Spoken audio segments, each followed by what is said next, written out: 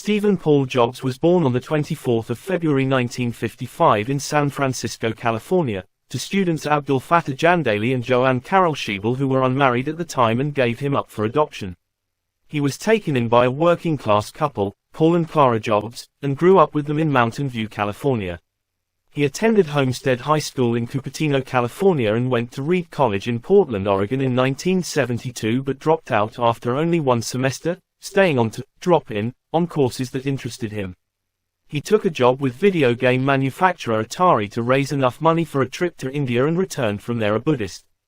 Back in Cupertino he returned to Atari where his old friend Steve Wozniak was still working. Wozniak was building his own computer and in 1976 Jobs pre-sold 50 of the as yet unmade computers to a local store and managed to buy the components on credit solely on the strength of the order, enabling them to build the Apple I without any funding at all. The Apple II followed in 1977 and the company Apple Computer was formed shortly afterwards. The Apple II was credited with starting the personal computer boom, its popularity prompting IBM to hurriedly develop their own PC. By the time production of the Apple II ended in 1993 it had sold over 6 million units. Inspired by a trip to Xerox's Palo Alto Research Center, PARC, engineers from Apple began working on a commercial application for the graphical interface ideas they had seen there. The resulting machine, Lisa, was expensive and never achieved any level of commercial success, but in 1984 another Apple computer, using the same Windows, icons, menus, pointer, interface concept, was launched.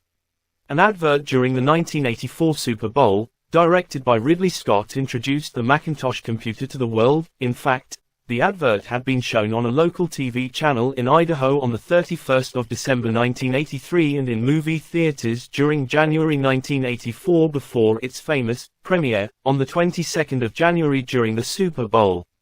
In 1985 Jobs was fired from Apple and immediately founded another computer company, Next.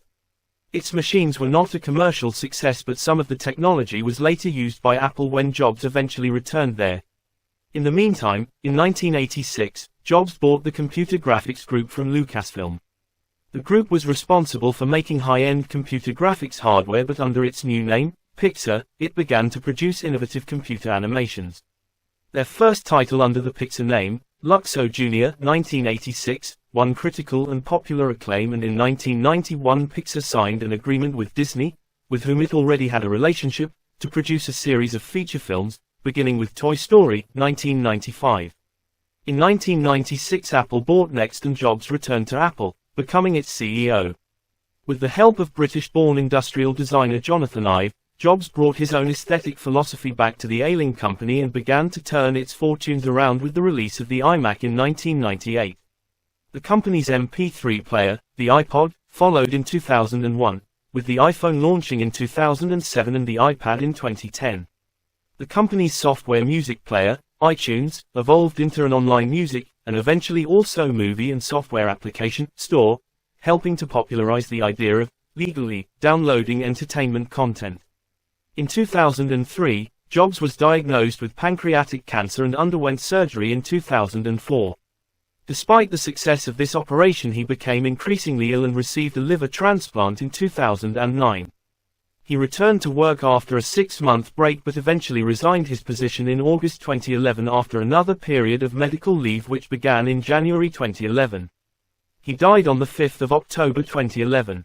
His saga is the entrepreneurial creation myth writ large. Steve Jobs co-founded Apple in his parents' garage in 1976, was ousted in 1985, returned to rescue it from near bankruptcy in 1997, and by the time he died, in October 2011, had built it into the world's most valuable company.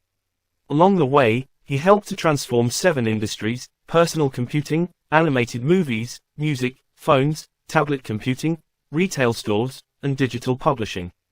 He thus belongs in the pantheon of America's great innovators, along with Thomas Edison, Henry Ford, and Walt Disney. None of these men was a saint, but long after their personalities are forgotten, history will remember how they applied imagination to technology and business.